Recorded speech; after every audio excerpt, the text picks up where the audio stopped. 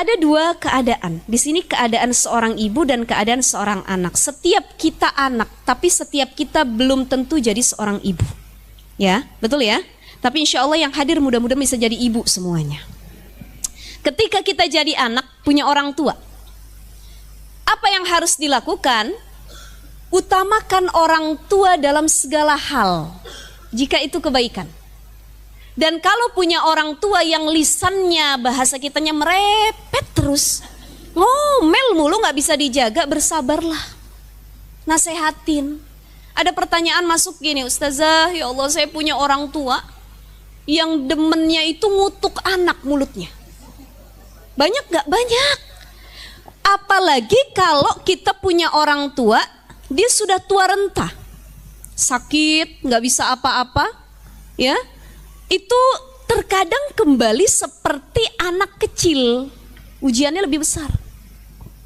Ada aja kesalahan anak, anaknya lupa mandiin dia, anaknya telat ngasih makan, dikutuk sama ibunya, kamu anak durhaka, kamu anak gak sayang sama ibu dan lain sebagainya. Sering kita temukan ibu-ibu yang tidak bisa menjaga lisannya kepada anak-anaknya. Maka kalau marah, marahnya yang baik. Coba lihat, orang-orang Arab itu kalau marah sama anaknya, apa yang mereka ucapkan? Allah yahdik, katanya. Allah yahdik. Jadi kalau ada orang ngucapin Allah yahdik sama kita, sebenarnya itu lagi marah. Tapi doain yang baik. Mudah-mudahan Allah kasih petunjuk buat kamu. Allah yahdik. Itu orang Arab begitu. Kita pun sama anak kalau ngomel yang baik. Ya Allah, mudah-mudahan jadi presiden Indonesia kamu tahun depan. Ya. Itu kan doain anak kita ya. Mudah-mudahan jadi hafiz Quran kamu. Mudah-mudahan jadi imam Masjidil Haram kamu. Tuh, doa ibu yang baik. Jangan anak kita kelakuannya kayak setan, kita panggilnya setan. Bang setan kamu nih, kata kita. Nauzubillah min dzalik. Ada orang tua yang ngatain anaknya dajjal. Ada lagi, saya belum lama ceramah daerah kajian itu daerah Tangerang Kota kemarin. Ada ibu-ibu nanya, Ustazah, saya tuh punya suami kelakuannya dajjal katanya. Terus saya suka manggil dia tuh dajjal, saya bilang. Kata dia gitu. Saya bilang, Bu, seburuk-buruknya pasangan kita jangan pernah manggil dia dajjal. Karena dia gak bakal sedajjal yang sebenarnya dajjal gitu ya. Atau kita manggil Firaun kamu katanya. Hati-hati, kalau suami kita Firaun yang diabadikan dalam Al-Quran bukan Firaun dan Asia, tapi kita orang Cinere yang diceritakan dalam Al-Quran. Nah itu hati-hati, lisan kita keluarnya yang baik-baik. Ini Jurej, salah satunya bagaimana bentuk lisan seorang ibu kala itu. Atau Imam Sudis, yang kalau kita umroh atau haji sering dengar tuh ya, itu jadi imam sholat maghrib. Saya belum lama kemarin, 2 minggu yang lalu baru pulang umroh. Masya Allah, mudah-mudahan ibu-ibu semua nyusul nanti ke sana. Itu tiap maghrib Syekh Sudis tuh ngimamin tuh. Ya Allah, enak banget suaranya. Ini kalau kita ngelihat track recordnya, riwayatnya, waktu kecil pernah disumpahin sama ibunya. Tapi sumpah ibunya apa? Idhab enta ilal masjidil haram imamun hunak. Sudis, pergi kamu ke Masjidil Haram, jadi imam kamu di sana. Tuh marah ibunya, diusir anaknya, suruh jadi imam di Masjidil Haram. Ternyata jadi doa. Ibu-ibu kalau ngomel sama suami sama anak, oh yang baik-baik pokoknya. Gitu ya. Doainnya yang baik. Baik. Anak lagi tidur, suami lagi tidur, sekesel-keselnya kita, doain yang baik. Pandangin wajah suami kita, ya Allah, kalau bukan karena dia, siapa yang nafkahin saya sampai hari ini? Kalau bukan karena dia, siapa yang bantu saya ngurus anak-anak sampai hari ini? Ya Allah, ini laki-laki yang terbaik yang Allah kasih. Ya, cium keningnya, bacain doa ubun-ubunnya. Jadi jangan bayi doang yang didoain. Suami juga sering didoain ubun-ubunnya. Ya, lagi tidur suaminya kaget. Siapa yang niup ubun-ubun? Gitu ya. Doain Rabbana hablana min azwajina wa zurriyatina qurrata a'yun waj'alna lil muttaqina imama. Pegang dadanya, bacain Rabbi syrah li sadri wa yassir li amri wahlul uqdatam min lisani yafqahu qawli. Pandangin, doain, ya Allah panjang umur, sehat badan, jadi suami yang soleh.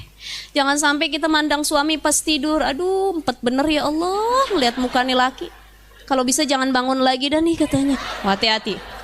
Jangan sampai doanya yang tidak baik. Karena lisan kita mustajabun.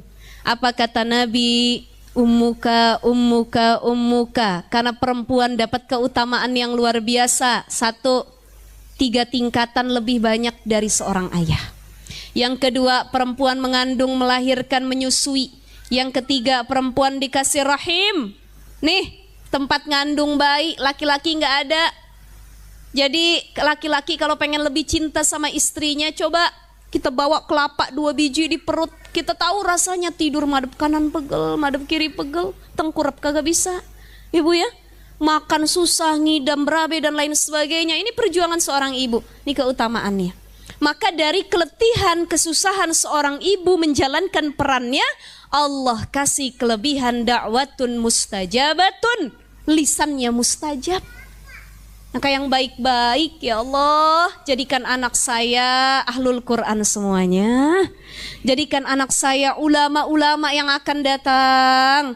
Jadikan anak cucu keturunan saya orang-orang solih semuanya ya Allah. Kenapa? Lisan kita menuntun bagaimana hidup anak kita selanjutnya. Ya. Jadi insya Allah yang hadir mudah-mudahan gak sembarangan lagi kita semua lisan kita. Amin ya Rabbal Alamin. Itu ya. Maka sekali lagi ibu-ibu, seorang anak ketika dia tumbuh ada 2 hal, faktor yang mendukung. Ada faktor nature, yang kedua kultur. Nature, anak tumbuh alamiah. Bayi nangis alami atau bukan? Fitrah bukan? Fitrah. Bayi bisa ngomong tiba-tiba bisa bicara dikit-dikit, fitrah bukan? Fitrah. Tapi bicaranya bahasanya kayak gimana, itu nature apa kultur? Budaya. Dan budaya paling fenomenal adalah bahasa seorang ibu. Anak ngomong kayak gimana ngikut ibunya. Kenapa? Yang paling sering ditemuin ibunya. Maka jangan aneh seorang ibu yang lisannya baik itu nurun sama anak. Ada ibu yang lisannya gak baik disebut ibu yang durhaka. Kala itu ada seorang laki-laki datang kepada Umar bin Khattab. Wahai Umar, aku punya anak. Anakku durhaka. Panggil dulu anak kamu sini, kita tabayun. Anaknya datang, dia bilang, cerdas nih anak walaupun bandel durhaka ya. Wahai Umar, apakah yang durhaka itu cuman anak sama orang tua, atau orang tua juga bisa durhaka sama anak? Oh, orang tua juga bisa durhaka sama anak. Apa ciri kedurhakaan orang tua kepada anak? Kata Umar bin Khattab 3. 1, ketika dia tidak memilih pasangan yang baik. Kita nikah ibu-ibu, gak milih suami yang baik. Suaminya bejat, suaminya gak tahu agama, suaminya gak bisa baca Quran, suaminya ahli maksiat. Hati-hati, kita udah menyiksa anak cucu keturunan kita karena memilihkan suami yang salah, memilihkan ayah yang salah. Makanya kalau nikah sefrekuensi kan enak ya Bu ya, betul nggak? Suaminya rajin ngaji, istrinya rajin ngaji, kalau datang ke pengajian gandengan, ayah, aduh enak banget ya, tentram kita. Umroh barengan, gandengan, ibadah tiap malam tahajud barengan, ini enak. Tapi ada banyak memang perempuan-perempuan yang diuji dengan suami yang tidak baik. Tapi insya Allah itu mudah-mudahan jadi pahala besar yang luar biasa di sisi Allah Subhanahu wa ta'ala. Itu yang pertama, orang tua yang durhaka tatkala dia salah memilih pasangan. Yang kedua apa? Ketika dia memberi nama yang buruk kepada anaknya. Ini anaknya dinamain ju'lan, artinya kumbang. Ya kan gak ada nama baik, berarti kan gak ada makna yang baik. Karena manusia nanti dipanggil di akhirat kelak sesuai dengan namanya. Siapa namanya? Muhammad. Oh Masya Allah. Siapa namanya? Abdurrahman, Abdurrahim. Itu kan enak manggilnya. Tapi ada orang yang namain anak sembarangan, asal ketemu dia nengok apa itu ditamain anaknya.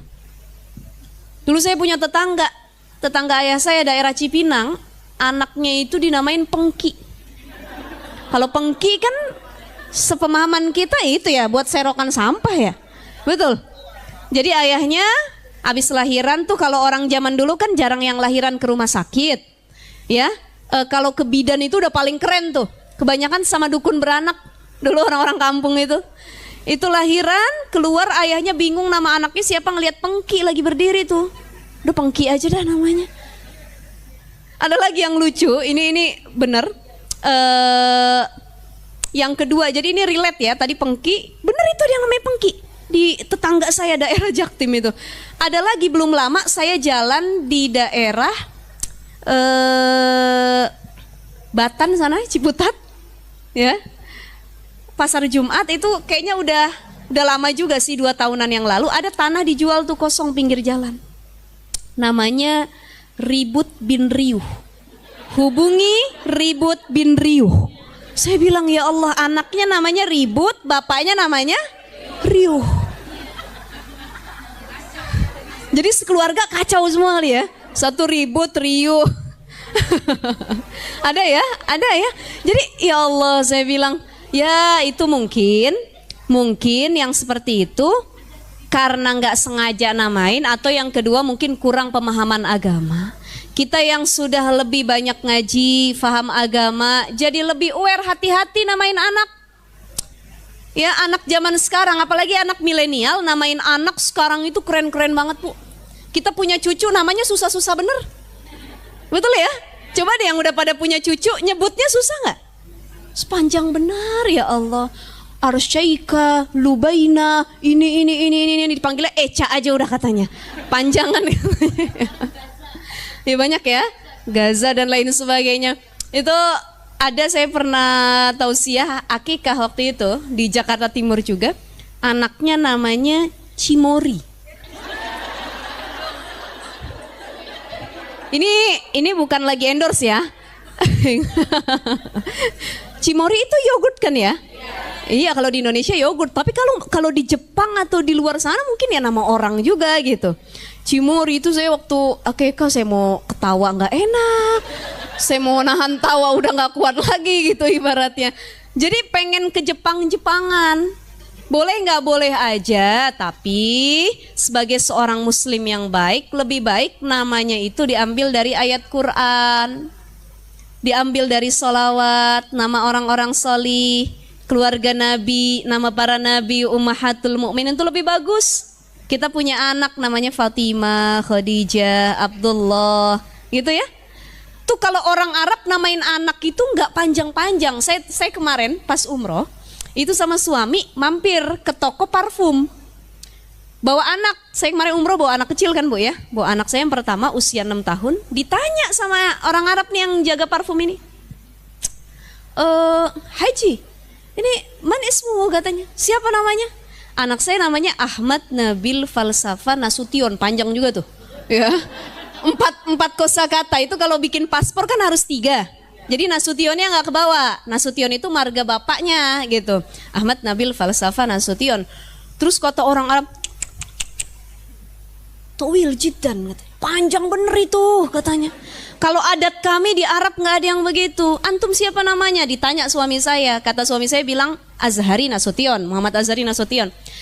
Harusnya nama anak antum begini kata orang Arab itu, Nabil Al-Azhari. Kelas katanya.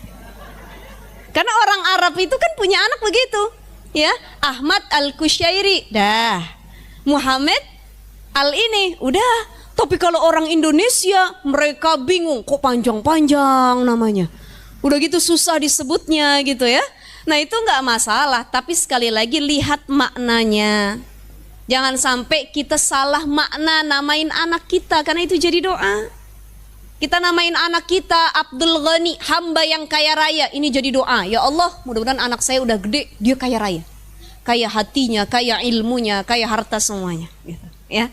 Itu yang harus dilihat. Jadi durhaka orang tua tatkala dia memberikan nama yang tidak baik kepada anaknya. Yang kedua.